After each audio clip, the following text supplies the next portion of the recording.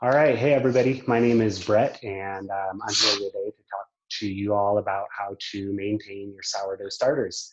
For those of you that live here in the Park Hill neighborhood, as you know, I've been putting some out on my porch for folks to come by and pick them up. I do have a long list of names I'm trying to get through and make sure everybody gets one. So, just give me a few days so I can keep chipping away at that. Thank you to everyone that's been bringing by jars and dropping off other goodies and things like that. That's been really kind of you and a lot of fun to see. So huge appreciations there. So yeah, I guess my goal today is to, like I said, show you all how to maintain the sourdough starter. I want to keep this pretty easy, pretty basic, just so it's simple and not too, not too tricky, not too sciencey, anything like that. I view bread baking as a mix between an art and a science. So I'll stay away from some of that science today, though. So let's see, before we get going, I wanted to talk a little bit about what we need to make bread at home. That way you guys are able to start gathering, the tools and the materials and the ingredients that you might need. Most folks should have a lot of this stuff around the house already. And if not, just shoot me a message and I can chat with you about, how to work with what you do have so you guys can be doing this at home. All right, so let me get over here. Let's tip this down so you guys can see my counter a little better. All right, so first thing you all need is flour. I like the Hungarian flour, high altitude. I think it's just a higher gluten content to it, so it holds its structure and shape a little bit better. So that's what I get. I know a lot of people like the King Arthur. I'm sure it's great stuff. I just haven't used it. So I really noticed, though, you get to know kind of what you have to work with. So I think it's good to try to be consistent. That said, with the world the way it is during this whole coronavirus thing, it might be easier said than done, right? So just get what you can. You'll be seeing me use quite a bit of just the all-purpose unbleached flour and then whole wheat flour as well, which I've got, a big tub of. It's also the same brand, just a whole wheat flour. So check that out. Next thing you need is water. So I keep my water out and in a jar like this. I try to stay 2 or 3 days ahead with my water. I know the chlorine kind of dissipates over time. So I think that's a really, I don't know, I've heard it's important because the chlorine in the water has a potential to kill off the yeast in your starter. So I think it makes for a stronger starter. I haven't experimented with it too much, so I don't know if it really matters, but I do it. So I wanted to mention that. Next thing you need is salt. You don't need salt for the starter, but you do need it for the dough. So I don't have any salt over here today. I just use kosher salt. I just use that for everything in the kitchen. But really, I think any sea salt is good. I think it's good to avoid the iodized salt, so stay clear of that for your bread baking needs. And if at the end of the day, that's all you have, I think it'll be fine. It might just impart a little bit of a flavor to it that sea salt would not. So let's see, equipment-wise, that's really all you need for ingredients: flour, water, salt. Your starter, we'll get into that in a little while. That acts as your yeast, as your leavener. It brings in a lot of flavor and gives that dough its lift. But none of my recipes that I'm going to be working on involve yeast. So there you go. And I think yeast is out of stock at the store. I was looking for some to make a pizza dough, but I couldn't find it. So no pizza this week. All right, so equipment. I'm going to be using a kitchen scale. I prefer using the kitchen scale as to using measuring cups. I find it to be quite a bit more accurate. Anytime you're in a thing of flour, if you have those measuring cups in there, depending on how you're scooping it, depending on how you're, kind of fluffing up the flour before you scoop it, different things like that really gives you a big variety in the weight, and that's really going to affect your final dough. The thing I've learned is it's really the ratio between flour and water that kind of gives your dough its structure and ultimately determines how it comes out, what that crumb looks like and everything. So that's why I measure it, so I can use a scale to weigh stuff out so I can get a much more accurate idea of how much flour is in there. So Kitchen scale is important. I like to have mason jars around. I use, all of my neighbors are getting these 1/2 pint jars. This is kind of your standard jelly jar size, um, full of starter, and that's great for a smaller batch, which is what we're going to do today. We're going to shoot for about a 50-gram, 60-gram batch. I keep a mother going in these larger wide mouth full pint jars. Let's see, that's this guy right here. I'm running about 200 grams at a time, but I do create a little more waste with this. And again, I think during these times, it's good to be cautious about how much ingredients we're using. So that's why I'd recommend going with that 1/2 pint jar right there. All right, next thing that's important is a wooden spoon. Honestly, I don't even use the top of the spoon here. I just use the handle to mix up my starter. I've heard chopsticks work pretty well. I'm afraid they break, so I go for the spoon. Spatula, like a silicone spatula, is really handy. This is called like a jarring spatula, I think. So it's a much narrower top here. It's kind of hard to see. Anyway, that's a handy tool if you have it. Really, any spatula will be fine. Something I consider pretty crucial to bake with is a Dutch oven like this, or a cast iron. It can either be enamel or cast iron. I feel like these are becoming more and more common for folks to have in their kitchen, so hopefully you guys have one. If not, shoot me a message and I'll do some research and maybe experimenting on other ways you can bake at home. But this really is going to give you that beautiful, crunchy crust on a bread that you might not be able to get otherwise at home. And we'll get into baking at another time and the recipes and all of that. Today, we're just going to cover the starters. So if you need to look for one of those, you have a couple of days on that. Something else that I find very useful, but not 100% necessary, are bench scrapers and these pastry knives. They make these pastry knives with a like rounded edge too. I think that would actually be a little better. I usually use this to work my dough in the bowl. And then this is just really handy for once you get it out on your bench or your cutting board to kind of scrape it and help move the dough around. The dough is quite sticky, so these really help keep it off your hands a little bit and keep it all together. Let's see, mixing bowls. This is a mixing bowl I've got. I've got a set of these, they all nest in here. Really, you just need one mixing bowl for this. I like to go with the biggest one you have just to give yourself plenty of room so you're not making a huge mess with the flour. If you don't have a mixing bowl, I would probably look for something a little more shallow rather than something with this steep a side. I think you'd have an easier time working the dough, but that's what I have, so that's what I'm going to use. Couple other things that are nice to have, but definitely not necessary. I like having like a meat thermometer or some sort of thermometer. It's a great way to test your dough, see if it's baked completely before you pull it out of the oven. A little more foolproof than like knocking on it or some of the other methods we can talk about later on. If you really want to get into this, I love having these bread baskets. These are awesome to shape your dough and let them do their final rise. It's basically a wooden basket, and there's like just a cloth that goes over the top of it, and that prevents the dough from sticking. You can get a lot of flour in there. But that's a great place to let your dough do their final rise. These bread lames here are a lot of fun. This is what you use to score the top of your loaf. It's basically a razor blade on a stick, and that's what gives you that nice like score. So it'll keep the kind of helps control where your crust splits. If you don't have one of those, that's okay. Bread knife can work, no problem. That's what I was using until I got this.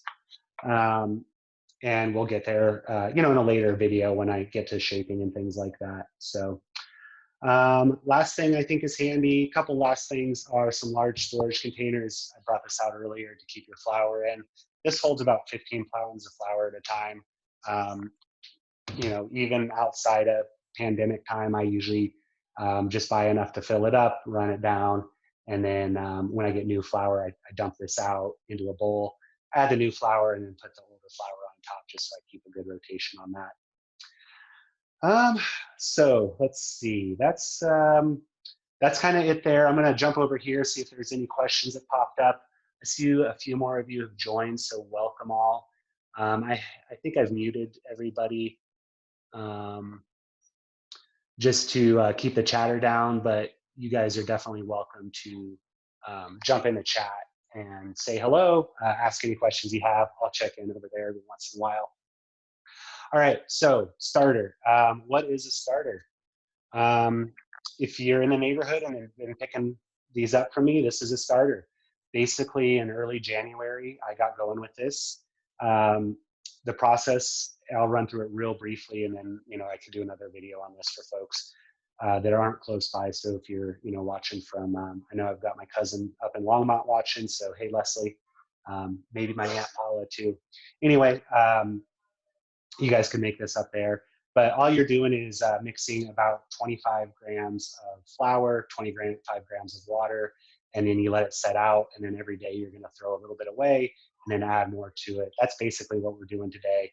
Once it's established and maintained, though, it's a little bit easier to kind of stay on top of it.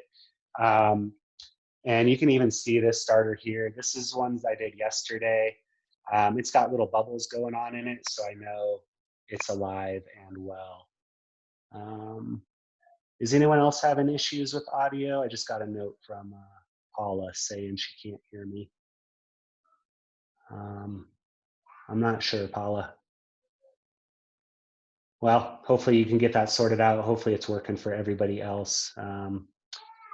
Yeah, anyway, we'll keep going here. All right. So let's see. So like I said earlier, this is basically your yeast. This is basically working on my end. Cool. So other people are having luck with it. It might just be something on your computer there, Paula. So I can't see who that's from back there. Thanks, Jessica. Cool. All right. So like I said, this acts as your yeast. This is also one of your biggest sources for flavor in the dough. Your mix of flour is probably going to be the biggest contributing factor to flavor. Your yeast, your starter, is going to be your next biggest part of that. So and I also know I keep calling this sourdough, and it is a sourdough. I guess it is. Really, depending on when you add this to the bread, how long you let the bread ferment, that's going to control how sour that dough becomes. To me, this is a natural starter. It's, it definitely has a sour element to it, but your bread doesn't always come out very sour depending on how much or little of this you use. I think the first couple recipes I do will go lighter on the sour. Just because I find you get better loaves that are a little more predictable. And I think for beginners, that's a good place to start. And then maybe over time, we can play around with getting more sour out of that. So let's see. But yeah, as this is getting up and going, you do leave the lid off at first, and that allows those natural yeasts kind of in your home and your kitchen and the air around you to get into there and start to just ferment the dough. And then once I have it up and running, I keep a lid on there. I actually poke a hole with a nail in these lids and just take a hammer and hit that real quick. So that allows it to breathe and lets out some of that, whatever builds up in there to build up. I've also had one that actually blew out the top. It over fermented a little bit, so it came out the top. So I think that was a good way to kind of, create bigger issues by having that hole in there. All right, so yeah, let's get to feeding your sourdough starter. So for those of you that got one of these from me yesterday, you can probably go till tonight to feed it. If you get one from me today, you can probably wait until tomorrow night to feed it. What you're looking for is these to about double in size. So here's one I did this morning, and then here's one I did yesterday. It's a little hard to tell, but I'd say it's about doubled in size right now. If you really watch these kind of throughout the day, which I recommend you do, you'll see them really start to creep up. I think my mother usually gets 4 to 5 times its size throughout the day, and then it'll start to kind of sink back down as it's, kind of once it's done its cycle. Really anywhere in there is a fine time to kind of propagate that and to make your next starter to feed it. I like to stretch it out as long as I can just to avoid wasting and having to do this more than once a day. So anyway, let's get going here. So what I'm going to do is place the jar on my scale. and zero that out. And then I'm going to grab, for the sake of this, I'm just going to use all-purpose flour. You can use a mix of all-purpose and whole wheat. Whole wheat flour does make this a little more active. The yeast really loves that whole wheat flour, so it'll ferment a little quicker. If you're planning on baking, I would say within 12 hours of feeding it, I would go with some whole wheat flour. If you're going to stretch this out and bake maybe every, in a few days from now, what have you, or tomorrow, then you can just stick with all-purpose. So yeah. Anyway, we're going to do 25 grams of all-purpose flour. That's about 15 there. 25 on the nose. And then 25 grams of water. I'm going to zero that out again.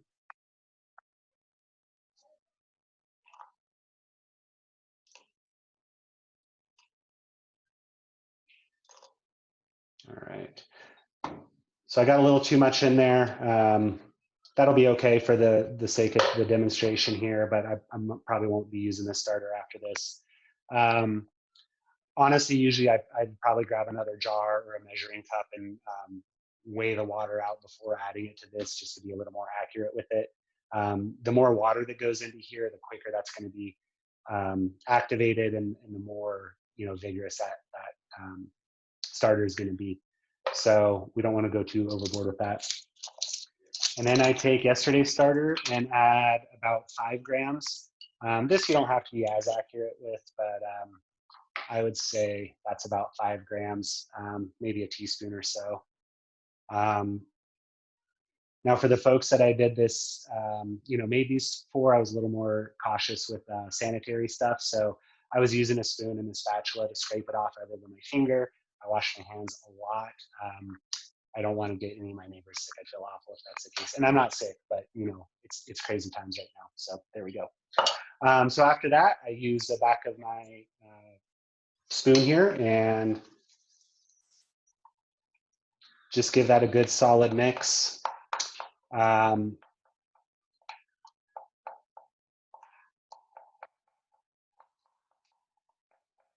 Get that all worked in, make sure there's no dry flour hiding around in the corners or anything. And then I do my best to scrape that all back in there. And then I like to give that a nice little scrape with a spatula just to get my sides clean, so I can kind of watch what's going on in there. It also gets kind of crusty around the edge, which just makes it more of a hassle to wash later on. All right. The last thing I do is I add a rubber band to my jar, and I just pop that on at the same level that starter's at. And that just acts as a really nice marker, so I can kind of see how this changes and grows throughout the day. I don't have enough rubber bands for all my jars, but I'll keep that one on my mother, so I kind of know what it's doing and where it's at food size. Let's see. Yeah, I've noticed the full cycle takes about 24 hours, and that means it'll rise up and then drop back down in that same 24-hour period. I really like to check in on this throughout the day, see what it's doing. You'll notice like little bubbles start to form either on the top or in the sides there. I also love to open it up and give it a smell. Right now it smells like wet flour, not very exciting, but as the day goes on, it gets more of a yeasty character to it. And then once it starts turning acidic, that means it's on the downhill side. You'll notice as it starts to deflate a little bit, it gets that more acidic thing going on. And for anybody that's ever tried this before, if it goes past that, it starts to get like this brownish yellow water kind of forming in there. That's a byproduct of fermentation. It's just an acid that kind of forms in there. It's not great to have, but it's not the end of the world. It doesn't mean your starter's dead or ruined or anything like that. I would just pour it off, mix your starter up, and then feed it again. So just kind of like I did there. So there's your starter that we're going to carry on to the next day.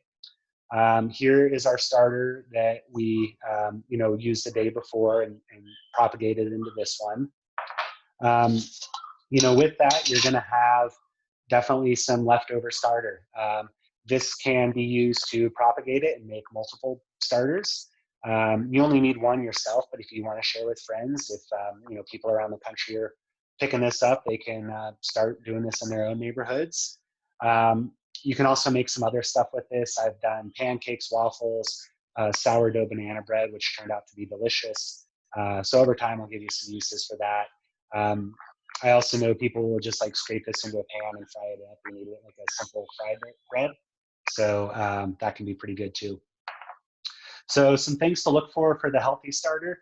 You want to see those bubbles going. You want to see this growing throughout the day. As I mentioned, smell it, get to know it that way. That's a great way. You can also taste it. You know, this one right now tastes like flour and water, not too good. This one here, that's starting to get kind of that acidic sour flavor going on. I noticed the taste of the acidic taste coming up sooner than the smell, but I don't know what that's about. Let's see, like I mentioned earlier, I like to feed once that's kind of at its peak or starting to come off of its peak. When you start to get a feel for, you know, how much that rises, you can start to see, especially if you have a cleaner jar, you can see it start to streak when it's going back down. So if it peaks while you're sleeping at night, just look for those streaks to see if it's going back down or not. Personally, I leave my starter on the counter. I bake probably 2 or 3 times a week, and I find it easier just to keep it out on the counter and feed it every day. Sometimes I can even stretch it to 36 hours by doing that. I think the larger starter, like this about 200-gram mother that I've got going, I can stretch the time out a little bit more by not adding as much water to it. So instead of that, like 25 gram to 25 gram, that, you know, 1-to-1 ratio, I'd say it's like probably 1 to maybe 100% flour to 80% water. So for me, I do 100 grams. Actually, I do 100 grams of flour, 70 grams of water. I do half whole wheat, half white for my mother there. And then I do about 10 grams each time to propagate it. And that keeps it, I can get up almost 36 hours there. So I'm not having to make it as much. Now, if you guys want to keep your starter in the refrigerator, that's totally fine. I would put it in the refrigerator pretty much. I would probably leave this out for maybe most of the day. So if you're going to work, you know, you can pop it in when you get home from work. If you're hanging out around the house like I am, maybe give it 4 or 5 hours, pop it in the refrigerator. And then you want to pull this out for, I'd say the day before you're going to bake with it. Pull it out in the morning, feed it in the evening, and then bake with it the next day. And like I said, I'll try to get some recipes out for you all. Maybe kind of basic right now, but I'll definitely do a video on the recipe. I might do that tomorrow. We'll see how this one goes first, but that's kind of my plan there. I think that's most of what I had today. I guess I'll take this off of mute. If anyone wants to chime in and ask questions, please do. I didn't see anything come through chat, but yeah, speak up, folks. Let me know if you have any questions.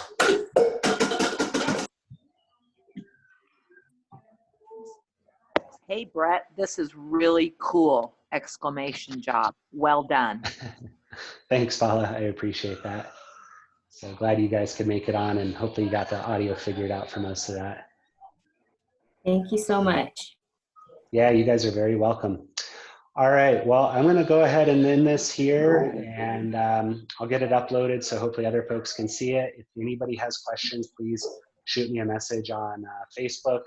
I'll try to get a recipe written down and out today, and then I can start walking folks through that recipe, you know, over the next couple of days. But hope you're all well out there, and thanks again for joining. Take care.